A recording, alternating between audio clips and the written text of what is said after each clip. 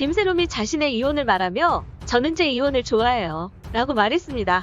SBS 플러스 강호동의 밥심에 게스트 출연한 김세롬은 사전 인터뷰에서 신이 나에게 준 선물은 이혼이다라고까지 말했는데요. 김세롬은 쇼핑 호스트로 전성기를 보내고 있습니다.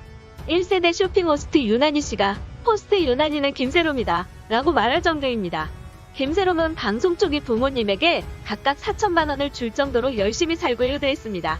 최근에는 쇼핑 호스트 수익으로 청담동에 집도 구매했습니다. 어린 나이부터 지금까지 김세롬은 브레이크 없는 삶이었는데요. 딱 한 번 멈춰 섰던 적이 있습니다. 그것은 바로 이찬호 셰프와의 이혼입니다. 2015년 8월 김세롬과 이찬호는 연애기간 4개월 만에 초고속 결혼을 했습니다. 그러나 2017년 1월에 이혼을 하게 됩니다. 이혼의 사유는 정확히 알려지지 않았지만 커뮤니티에 퍼진 동영상에는 이찬호 셰프로 추측되는 남성이 젊은 여성을 무릎에 앉히고 끌어안고 있는 장면이 담겨 논란이 됐었습니다. 문제는 젊은 여성이 이찬호의 아내 김세롬이 아닌 전혀 다른 여성이었기 때문이었습니다. 많은 네티즌들이 바람을 피고 있는 것이 아니냐 의심했었습니다. 이찬호 측은 2016년 제주 와인 페스티벌 행사 뒤풀이를 하던 중 여자 사람 친구와 놀고 있는 장면이다며 해명했습니다. 행사 통역을 했던 알바생이 장난으로 찍은 뒤 친언니에게 보내 퍼졌고 해당 여성과 이찬호 셰프는 아무 관계가 아니다 라고 했는데요. 그러나 알바생 지인 카톡에 영상과 함께 보낸 내용은 분노가 섞여 있었습니다. 더불어 이 사건이 결혼 초창기에 발생했기 때문에 네티즌들이 더 분노했습니다. 이후 김세롬만이 고민으로서 정식 사과를 했습니다. 이 여파로 이찬호는 냉장고를 부탁해 등 여러 방송에서 하차하게 됩니다.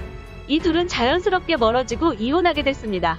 이찬호는 뜬금없이 마약 투약과 밀수 혐의로 2017년 12월 체포됩니다. 이찬호는 지난 2017년 10월 해외에서 해시 씨를 들여오다 들킨 것으로 전해졌습니다.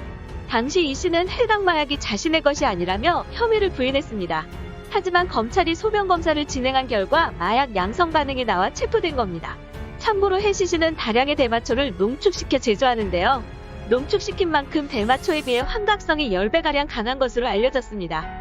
국제우편을 통한 해시씨 밀수 유분 무죄를 받았고 복용 혐의는 유죄를 받아 징역 3년에 집행유예 4년을 선고받았습니다.